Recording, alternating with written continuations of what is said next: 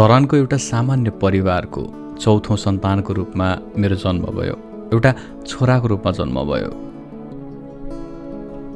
जहाँसम्म मलाई याद छ, म सानै छँदा मलाई मेरो परिवारका, अझ भनौँ मेरा नजिकका व्यक्तिहरूले मेरो प्रकृतिभन्दा पनि उनीहरू अनुरूप व्यवहार गर्ने गर्थे। कलिली उमेरमा समाजको लैङ्गिक व्यवहारको बारेमा मलाई खासै थाहा थिएन भनौँ। त्यसैले म मेरो प्रकृति अनुरूप नै व्यवहार गर्ने गर्थेँ, जसले गर्दा शारीरिक रूपमा मैले गर्ने व्यवहार देखेर समाजले म एउटा केटै भए पनि मलाई केटीको संज्ञा दिने गर्थे। शारीरिक रूपले म केटै भए तापनि मानसिक रूपमा भने मेरो चेतना ठ्याक्कै विपरीत, यानि कि केटीको जस्तो थियो।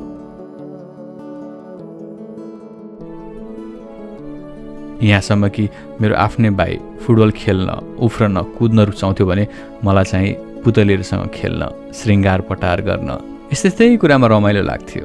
यतिन्जेलसम्म मैले साँच्चीकै मनै भनेर बाँचेँ र हुर्केँ जस्तो अनुभव हुन्थ्यो।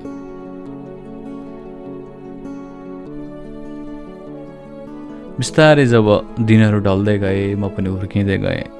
मेरो पनि एउटा स्कुलमा भर्ना भयो। क्रमैसँग मलाई के भइरहेछ र म के अनुभूति गर्छु भन्ने कुरा ऐना जस्तै स्पष्ट हुँदै गयो म आफैलाई। कक्षामा बस्दा म केटाहरूसँग भन्दा पनि बढी केटीहरूसँग बस्न रुचाउँथेँ र उनीहरूसँगै सहज महसुस गर्थेँ। तर मेरो टिचरहरूले भने मलाई केटाहरूको बिचमा राखिदिन्थे, जुन मेरो लागि पचाउन निकै मुस्किल थियो। त्यतिन्जेलसम्म त एउटा केटा होस्, केटै भएर बस भन्ने जस्ता खुराकहरू मैले पाउन थालिसकेको थिएँ। तर जब म नुहाउन जान्थेँ, आफैलाई पृथक अनुभवले घेर्ने गर्थ्यो। म आफ्नो शारीरिक अङ्ग र बनावटसँग आफू अनुरूप अलग पाउँथेँ। मेरो बुवा एक ब्रिटिस आर्मी ब्याकग्राउन्डको टिचर र मेरी आमा एक शिक्षित नारी भए पनि उहाँहरूको मेरो चाहनाप्रति खुल्ला हृदय भने मैले पाइनँ। बिस्तारै उहाँहरूको अपेक्षा बमोजिम म चल्न छोड्दै थिएँ। मेरो बुवा मलाई सेनामा जागिरे भएको हेर्न चाहनुहुन्थ्यो, तर शारीरिक बनोट जे जस्तो भए पनि मानसिक तवरले म केटी सर नै थिएँ। तैपनि बुवाले मलाई दौडिन र विभिन्न एक्सर्साइजहरू गर्न लाउनुहुन्थ्यो, जुन मलाई पटक्कै मन पर्दैन थियो। मेरो रुचिको विषय नै थिएन।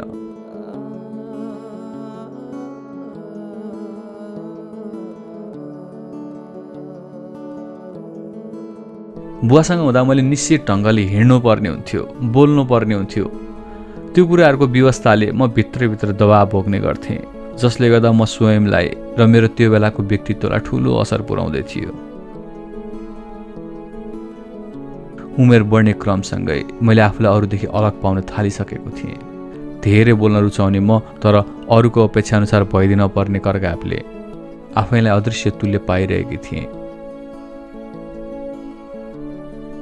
मसँग त्यस्ता कैयौँ यादहरू छन् जुनलाई म चाहेर पनि बिर्सिन सक्दिनँ। कहिले रक्सीको मातमा बुवा घर पस्दा खाटमुनि डरले आफू लुक्ने गरेको र कहिलेकाहीँ चाडपर्वका दौरानमा अरूबाट अलग्गिएर घरकै चार दिवारमा बन्धक बन्न परेको नमिठो सम्झना छ ममा। यानि कि मेरो दिनचर्या सामान्य थिएन। सामान्य मान्छे जस्तो मैले व्यवहार पाइरहेको थिइनँ।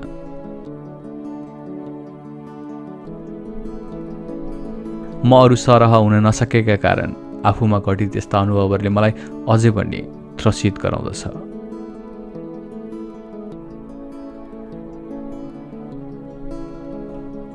सायद बुवाको त्यस्तै रक्सीको मात र हिंसात्मक व्यवहारले पनि होला, उहाँको मृत्युपछि हाम्रो घरमा खासै शोक छाएन। कस्तो अचम्म है, मेरो अन्तर्मनको पीडाको अगाडि त्यो पीडा सायद फिक्का लाग्यो, तर खासै शोक छाएन।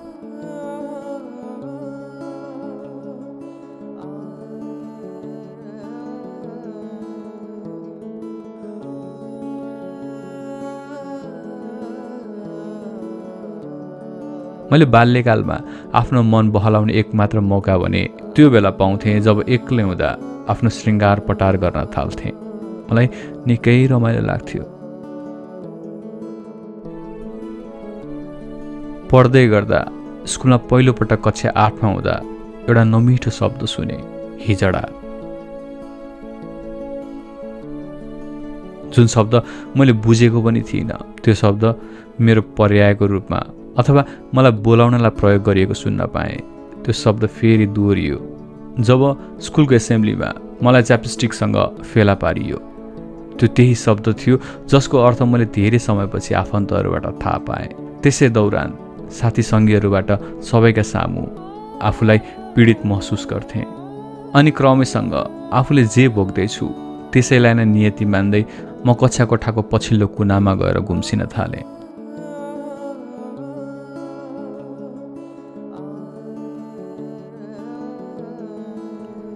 समयअनुसार बिस्तारै मेरो पढाइको स्तर र नतिजा पनि ओह्रालो लाग्दै गयो। तत्पश्चात दुर्व्यसनीसँग मेरो सङ्गत बढ्यो र अन्जानमै मेरो कुलत पनि बढ्यो। अब दुर्व्यसनीहरू मेरो साथी बन्दै थिए।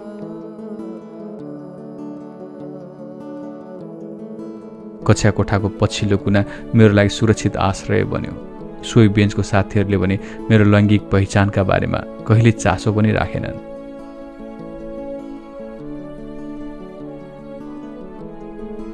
मेरो आफ्नै घरमै ड्रग एडिक्ट भए पनि म त्यसको असरप्रति अनभिज्ञ नै थिएँ र सोही कारण मैले जानी नजानी कक्षा 8मै पहिलोपल्ट ड्रग्सको प्रयोग गरेँ। त्यसबेला मेरो अन्तिम सम्झना भनेको मैले ट्याब्लेट निल्नु मात्रै रह्यो र भोलिपल्ट आँखा खोल्दा परिवारको सदस्यहरूबाट म घेरिएको पाएँ। परिवारले थाहा त पाए, तर यो मेरो पहिलो पटकको प्रयोग भएको कारणले त्यसलाई व्यवस्था गरिदिए। तथापि मलाई लागु औषधको बानी परेको कुरा उनीहरूले पत्तो भने पाएनन्। दिनदिनै नसाको मात, लापरवाह र उपेक्षित हुनुको भोगाइबाट म गुज्रिन थालेँ। लागु पदार्थ सेवन मेरो मनोरञ्जनको साधन नभई सांसारिक समस्या र चिन्ताको ओखतीका रूपमा मैले लिन थालेँ। ड्रग्स मेरो लागि दुःख बोलाउने साधन भइदियो। अरू लागु पदार्थमध्ये धरानमा सुईको प्रयोग गर्न सजिलो थियो र मैले त्यसकै प्रयोग गर्न थालेँ। समयको गतिसँगै मेरो परिवारलाई पनि मेरो दुर्व्यसनीको बारेमा सुईको लाग्दै गयो। जस अनुरूप नसाप्रतिको मेरो आसक्ति देखेर मलाई 16 वर्षे कलिलो उमेरमा नै सुधार केन्द्रमा दाखिल गराइयो। मलाई रिह्याब लगियो। रिह्याबमा परिवारबाट कठोर निगरानी राख्नु भने तापनि चोर्ने, ठग्ने र जोगबनीबाट लागु औषधि खरिद गर्ने मेरो किशोर अवस्थाको सामान्य दिनचर्या नै भइसकेको थियो। त्यति हुँदाहुँदै केन्द्रमा पनि म आफूलाई सुरक्षित महसुस गर्न सक्दिनँ थिएँ। परिवारबाट मेरो हराइएको पुरुषार्थ फर्काउन रिह्याबमै केटाहरूसँग राख्ने प्रबन्ध पनि नभएको त होइन। उनीहरूको चाल ढाल र बोल्ने शैलीबाट मैले के सिकुला भन्ने सायद आशा थियो उहाँहरूको। तर ठिक विपरीत ती नसाबाजहरूबाटै आफ्नो नारी स्वभावको नक्कल गरी मजाक उडाएको पाएँ। साथै ती 3 महिनाको दौरानमा म ती केटाहरूबाट जान अनजान विभिन्न शारीरिक उत्पीडन र स्वैच्छिक सम्पर्कको साक्षी पनि हुन पर्यो। मेरो परिवारको आशा र मेरो भोगाइ बिल्कुलै अलग थियो।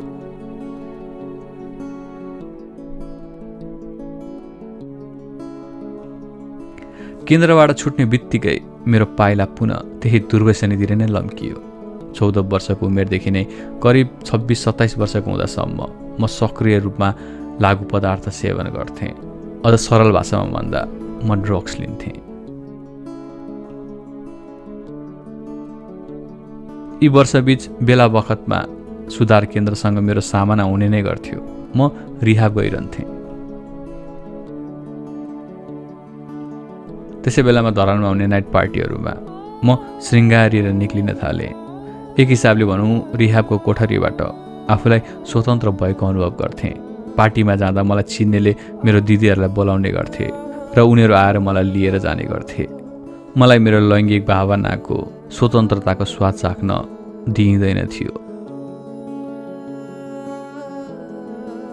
यति देखेर बिस्तारै इटहरीदेखि धरान र दमक हुँदै विभिन्न उपचार केन्द्रमा मलाई लगियो। आफूमा केही सुधार नदेखिएर होला ती केन्द्रहरू मेरो लागि फगत नाम मात्रको केन्द्र लागे। तर म भित्रका आन्तरिक द्वन्द्व भने अझ बाँकी नै थियो।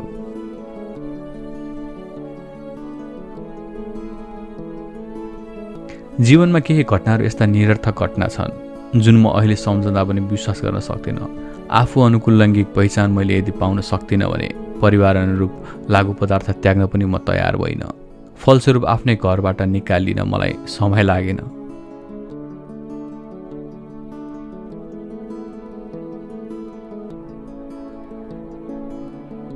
बेघर र असहाय बन्दै गरेको मैले अन्ततः लागु पदार्थ तस्करहरूसँग हात मिलाएँ, सीमातिरको हैरानी खेपेँ र स्थानीय सरकारी विद्यालयको चिसो छेडीमा रात गुजारेँ।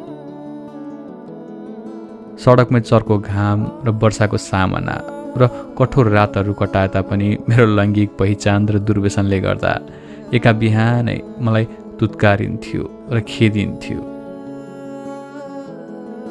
एक पटकको सुई प्रयोग गरी पाउने आनन्दको बदलामा मैले दुर्व्यसनी दलालहरूसँग शारीरिक सम्बन्ध समेत राखेँ, साथै धेरै जोखिम मोलेर पनि सिमानाबाट सामान ल्याउने काम गरेँ।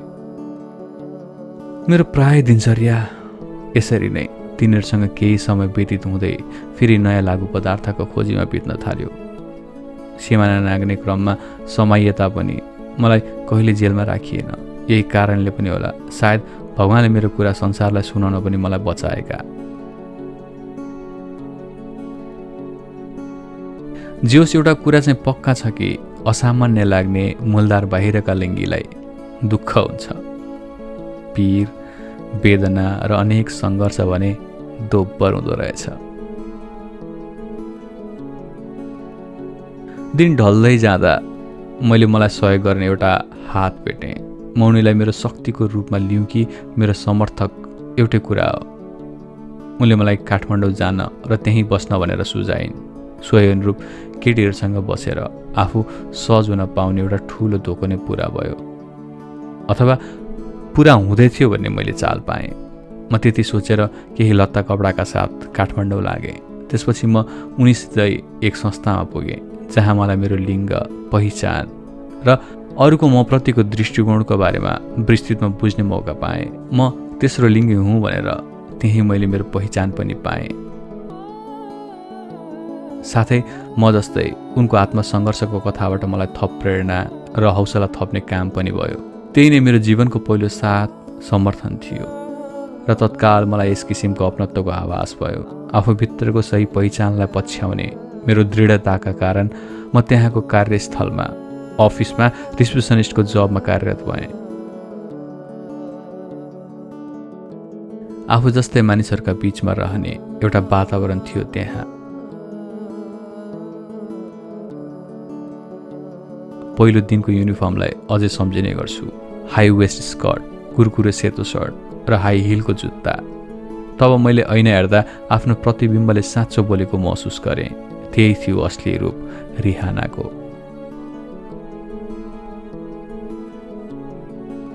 मैले नयाँ जन्म पाए चाहिँ महसुस गरेँ। नयाँ ऊर्जाले घेरिएर आफैलाई शक्तिशाली र आत्मविश्वासले परिपूर्ण भएको पाएँ र आफ्नो जीवन अर्थपूर्ण बनाउने बल पनि पाएँ।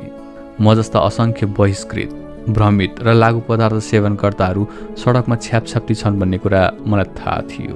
मेरो जीवन नै सन्देशमूलक होस् भन्ने चाहन्थेँ। त्यसैले तेस्रो लिङ्गीहरूको अधिकार सुनिश्चित गर्न समान उद्देश्य बोक्ने अरू संस्थाहरूसँग पनि सहकार्य गर्न थालेँ। कसैको आँखामा नपरेको यो विषयको वकालत गर्न मैले निरन्तर लडाइँ लड्नु पर्यो। जति हौसला र प्रशंसा मैले पाएँ उति नै निन्दा र कटु वचन पनि सुन्न पर्यो। यो मेरो लागि एक फरक सङ्घर्ष नै थियो। तरानबाट आएपछि जिन्दगी अझै कठिन लाग्यो। खुल्ला संसारमा झन् आफ्नो घाँटी थिचिएको चाहिँ महसुस गरेँ। पहिले त आफू केटै जस्तो भएर नाटक मञ्चन गर्थेँ, तर अब मेरो कथा खुल्ला किताब भइसकेको थियो। मलाई हेर्ने दृष्टिकोण पनि परिवर्तित हुँदै थियो। बाहिर पसलसम्म जान पनि डर लाग्न थाल्दै थियो। पुरानो घाउमा नुन थपिएर झनै पीडा भएको महसुस हुँदै थियो। यस्तै कैयौँ परिस्थिति आए तापनि मैले कहिले हार मानिनँ। तर भनिन्छ नि, मानवीय स्वभाव नै हो, खुट्टा नतानी र राजनीति नगरी कहाँ हुन्छ र, एकले अर्कालाई नपछाडी कहाँ चल्छ र।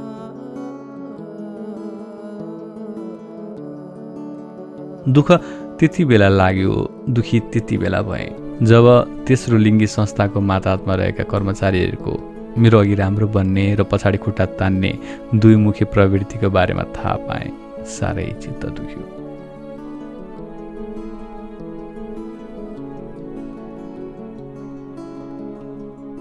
जसले तेस्रो लिङ्गीहरूलाई महिलाको संज्ञा दिन खोज्थे।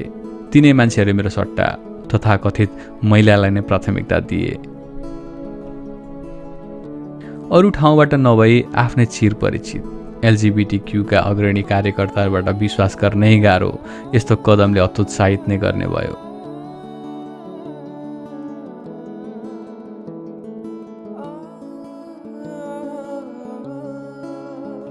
त्यसै बेला म फेरि बेला बेलामा दुर्व्यसनमा धकालिएँ। मैले फेरि ड्रग्स लिन थालेँ।